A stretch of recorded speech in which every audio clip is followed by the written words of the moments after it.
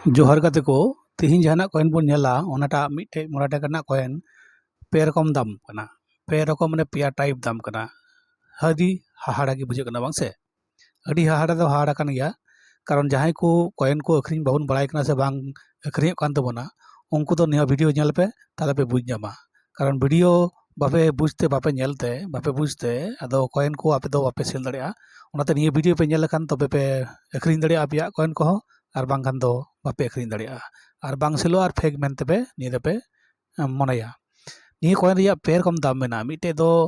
अड़ी जस्ती दाम 1000 टाका दाम मिटे दो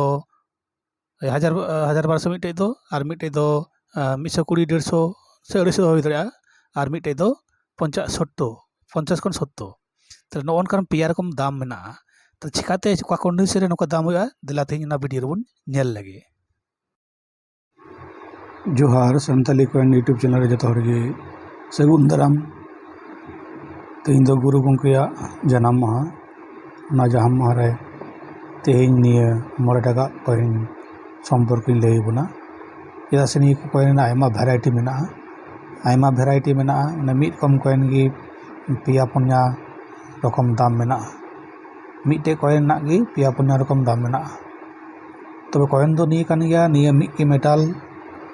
मिट की डिजाइन तबु निये रिया दाम भेराइटी से दाम नामोगा भेराइटी दाम तो पे रकम दाम मिटे कॉइन रकम गे पे रकम दाम मेना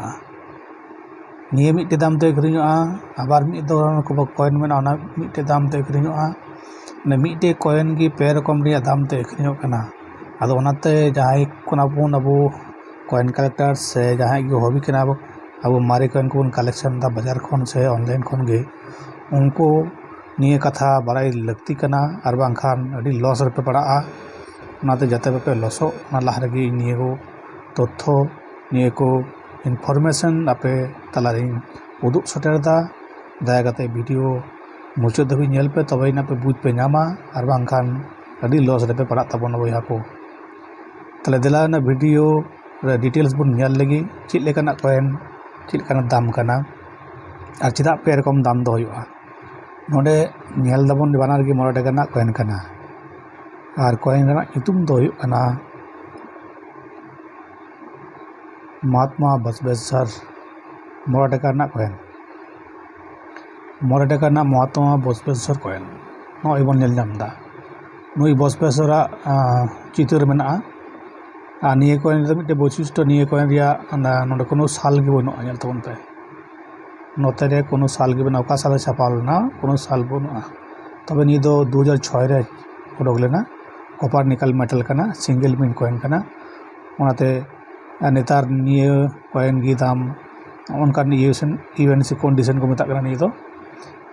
यूएनसी कंडीशन को मेता एकदम पैकेट खन उडोक होय कना ओनाते अडी नावा नेलोग कना और मिटे कॉइन ना दाम गी नेतार 60 खन 70 टाका कना यूएनसी कंडीशन रे तबे निये को 60 70 टाका कॉइन आबार आरो निये गे बार रकम दाम ते अखरिंगोगा नॉय बन नेल दा निये नोडे आबार निये तो जेहेतु मुंबई मिन कन ओंडे नॉय नेल दा मुंबई मिन कॉइन निये मुंबई मिन कॉइन दा 50 60 टाका 50 दो बांग 60 टाका 70 टाका तले नॉय मुंबई मिन रे कॉइन तो निये गे जुदि हेंदे कोआ निये गोटा कलर जहाटा कॉपर बेसी कारण ते निये हेंदे गे होय कोआ हेंदे रंग ते ताहले निये दो ब्लैक ब्यूटी को मेता आदो निये की ब्लैक ब्यूटी कॉइन निये गे आरकी जहाटा कॉइन रिया जतो दो बांग हेंदेआ जहां कॉइन रिया कॉपर भाग बेसी तहना ओना कॉइन गी आदो ब्लैक कलर हजुआ आदो ओना को मेता कना ब्लैक ब्यूटी कॉइन ओना कॉइन ना निये गी मिटे कॉइन ना दाम होना 250 टाका हाँ 150 को 250 टाका कंडीशन अनुयायी आरकी निये बसवेश्वर कॉइन गी तले मिटे कॉइन गी बार कम दाम तले मिटे बन नेल कता निये कॉइन गी 60 खन 70 टाका दाम कना और निये गी जदि थोड़ा हेंदे तमा आरकी कॉपर भाग बेसी तहन खाय तमा भाग बेसी तहन खाय ताले ओना गे आदो 150 खन 1200 टाका दाम निये गे आर मिटे कॉइन मेना जहां तो निये दो मुंबई में मेना ओंडे दा मुंबई रे एम ऑल मेना ओना मुंबई रे एम नाटे ऑल मेना तहना नी लतार नोंडे चिन्ह बांग काते एम जदि ऑल तहना ओना महात्मा बसवेश्वर कॉइन ना दाम गे होयो कना प्राय 1200 टाका एम मिनट रिया कॉइन यूनिसी कंडीशन तो ओना दो रिडिट एज कना एज से थोड़ा पलटा गया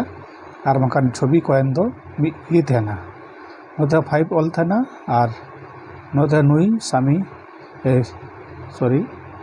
महात्मा बसवेश्वर ऑल तहना और उन्हें चित्र होता है ना शुद्ध नोडे नो डॉट चिन्ह में ना जे जेटा ये चिन्ह में ना उनका डायमंड चिन्ह बांग काते नोडे तहना ची चिन्ह तने एम मान तहना एम ऑल तहना बड़ होते लड्डू होते आरकी और ओना कॉइन दो 1200 टाका दाम कना निया महात्मा मोटा कॉइन गे अदो ओना तक ले पे करना नी के कॉइन गी वेरीफाई डिफरेंस दाम ते अखरिñो निया बसवेश्वर महात्मा बसवेश्वर कॉइन गे पिया दाम ते अखरिñो कना मिटे दो हो कना ब्लैक ब्यूटी और मिटे दो नॉर्मल और मिटे दो हो कना एम मिमार्ट मिंट मार्क जहाटा मेना उना दो 1200 जेमन कंडीशन अनुयायी दाम आरकी एकदम हेंदे गे तहना किंतु निये चित्र गे निये कॉइन गे ना दो कॉपर रिया भाग बेसी तहनते दो हेंदे गे नेला एकदम हेंदे गे तहना निये छवि गे तहना ओना कॉइन को दाम दो बेसी गया और नॉय जेटा बन नेल दा निये दो 70 टाका दाम कना मिटे की यूनिसी कंडीशन रे अद इन ठेन आयमा कॉइन मेना नोका नॉय को प्राय 120 गान कॉइन हताव का ऑनलाइन करगी अदो पैकेट रे तहे कना पैकेट को लड़ाव काते आपे को उदु लगी गी निये दो दोव का अदो निये को ले पे कना तगे जे निये बसवेश्वर कॉइन गे पे रकम दाम ते अखरिñो कना जहां दो अबो बाबुन बड़ाया अनेक हर अदो निये वीडियो माध्यम ते बड़ाय गत तबना निश्चय जे महात्मा बसवेश्वर कॉइन रिया 3 टाइप कॉइन मेना मिटे दो उनका नॉर्मल कॉइन का निको मता कना नॉर्मल कॉइन रे दाम होय कना 70 टाका मुंबई मिंट ओंडे और जहांटा ब्लैक ब्यूटी हेंदे गे तहना ओना दो ओंडे कलर गे हेंदे गे तहना उनका सफा दो बांग तहना उनका टमाटे कलर उनका दो बांग तहना एकदम हेंदे गे तहना ओना को मता कना ब्लैक ब्यूटी ओना दो दाम गया ले दे 150-200 टाका दाम मिटे गे और जहां नोडे एम मिन पाकल तहना ओंडे मुंबई परिवर्ते एम ऑल तहना निये कॉइन गे ओना दो मता कना एम मिन मार्क कना मुंबई गे अदो ओना दो एज ते उनका बांग तहना सिक्योरिटी एज दो बांग तहना ओना दो रिडिट एज तहना अदो ओना रिडिट एज निये 9 टाका कॉइन गे मिटे ना दाम गे 1200 टाका कंडीशन गे जेमन कंडीशन तहना तेमनी गे दाम बुन नामा एम मिन मार्क कॉइन अदो ओना दो नेल तो अडी कजा का अडी एकदम टमाटे कलर इन ठे दो बनुआ परे जखन हजू आतीरे तखन हिदु बना ताले पे तीन पे बुझ के तबना जे महात्मा बसवेश्वर कॉइन 9 टाका बा 5 टाका रे दाम ओरिजिनल तिना कना निये कॉइन दाम मात्र 7 टाका मिटे कॉइन रे 70 रुपीस और ब्लैक ब्यूटी लेन का दो 150 खन 250 हुई दाड़ा मिटे कॉइन दाम गे और एम मिंट एम ऑल थन ओना कॉइन दो ओंडे एम ऑल तना ओना दो 1000 टाका हो हुई दाड़ा कंडीशन अनुयायी ताले बुझ के पे ताले पे बुझ कान खाय आपे बुझ का खार कमेंट ऑल तबन पे और निये कॉइन को भागे मतो बुझ करते आपे मिद दिन किछोर तबन पे संताला अर्थनैतिक संकट दूर तपे माताले तीन दो नोका के हापेन दिन आर होंगा के वीडियो बन नेला जतो हर गे सगुन जोहार।